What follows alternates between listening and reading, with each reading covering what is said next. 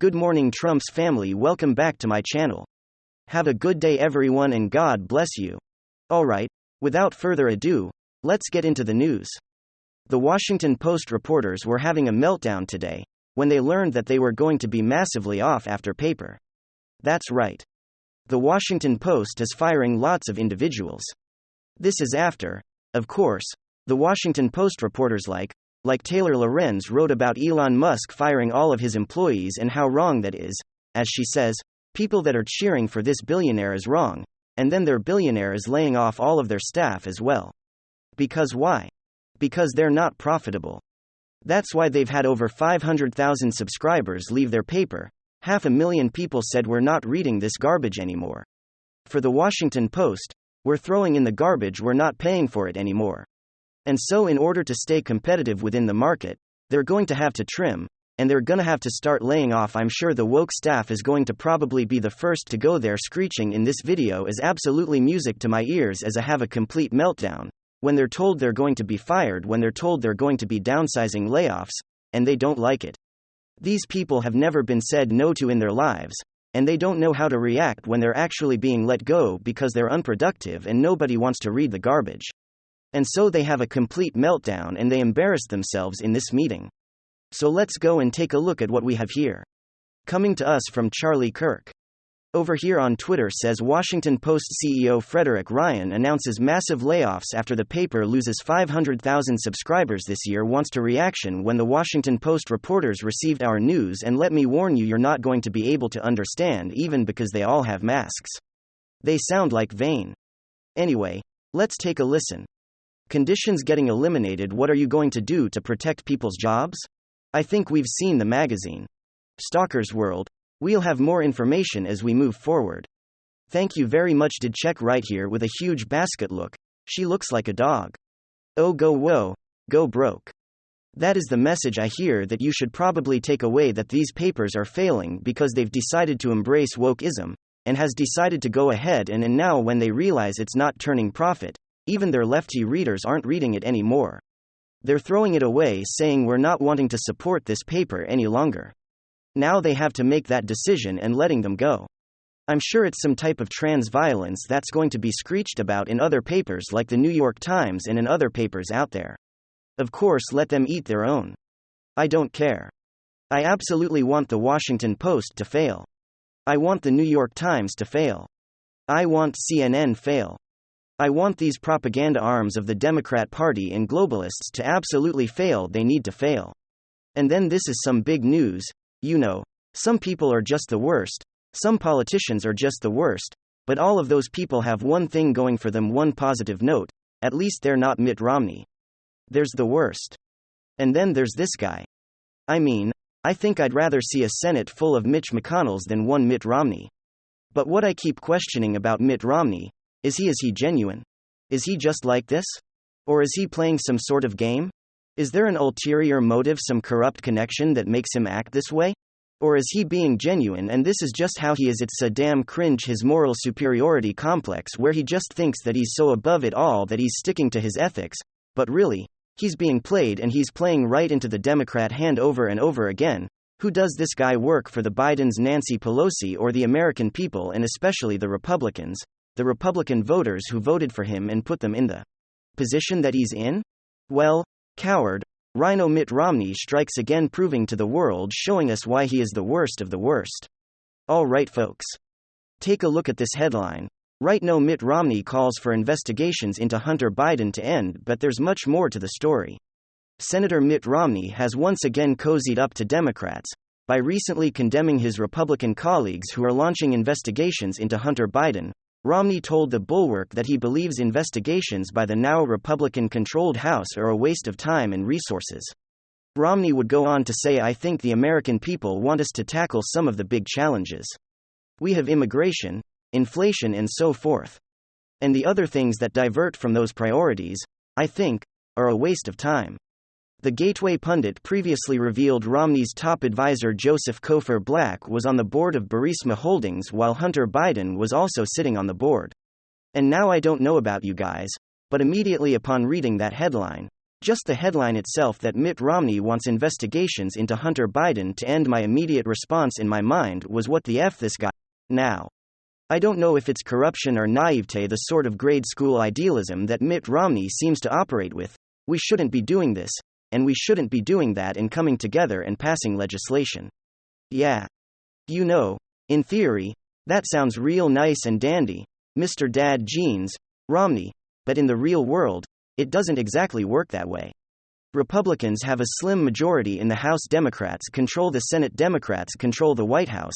How exactly do you propose you're going to tackle inflation? Do you think Democrats are going to be willing to give you legislative victories? And even beyond that, you think Democrats are willing to come to reality, down to the real world, to implement actual important policies that tackle inflation? Of course not. How do you tackle inflation? To produce more, you got to increase fossil fuel production and energy production in general, across the board? Are Democrats ever going to sign on to that? Absolutely not. You got to increase production in general.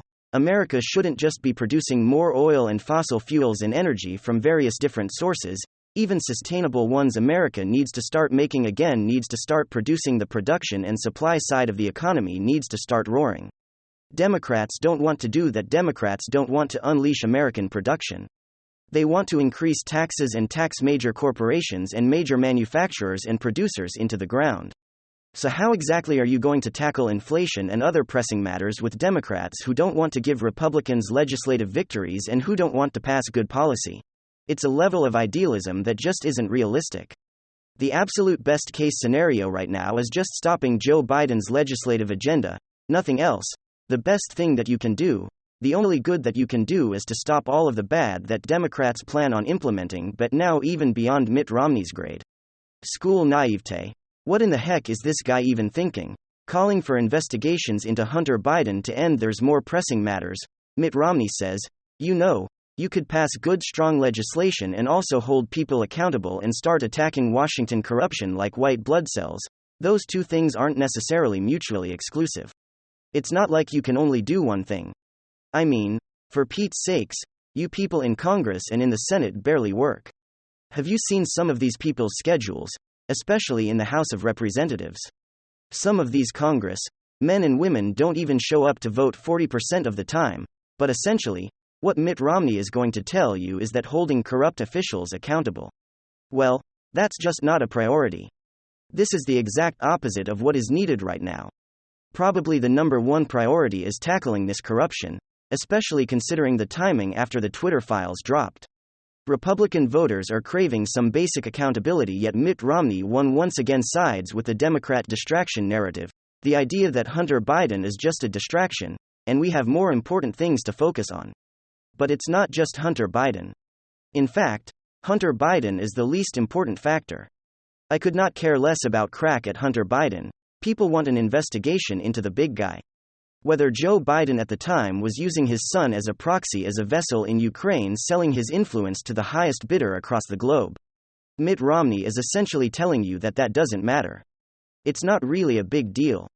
What a clown, not to mention the connection between, of course, the FBI, the DOJ, who planted a bunch of former lawyers and former agents at Twitter, at Facebook and other social media companies, and then actively suppressed information to benefit Democrats in an election season, shadow banned Republican candidates.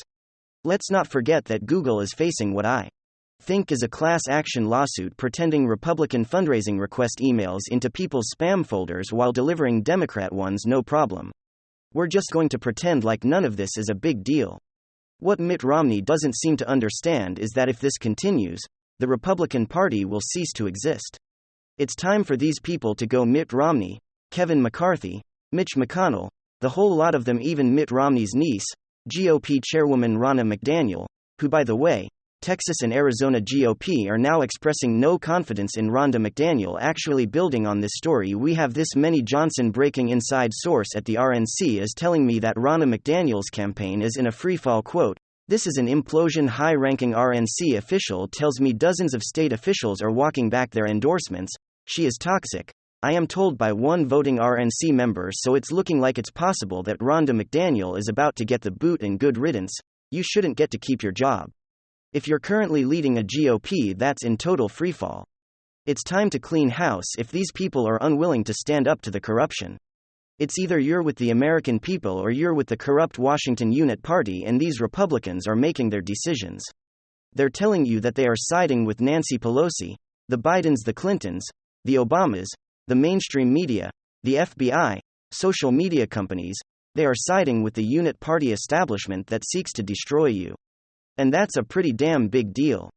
Mitt Romney very conveniently brushing off the Hunter Biden investigations as a mere distraction. But we know it's much bigger than that.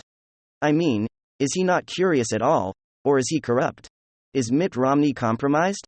Those seem to be the only two options after the 2020 election. 50 former intelligence officials came out and publicly declared that the Hunter Biden laptop story had all the hallmarks of Russian disinformation or a Russian disinformation campaign. 50 former intelligence officials. You're gonna tell me, Mitt Romney, that you're not curious at all to get to the bottom of that? If that's the case, then there is something deeply, deeply wrong. These cowardly neocon rhino hacks. There's only one way to say it: need to friggin' grow a pair. It's absolutely unbelievable. Alright, guys, that is my thoughts on this post. I want to hear what you have to think in the comments below. So please do. So if you want to support the show, you can check out the links in the description below, and as always, I will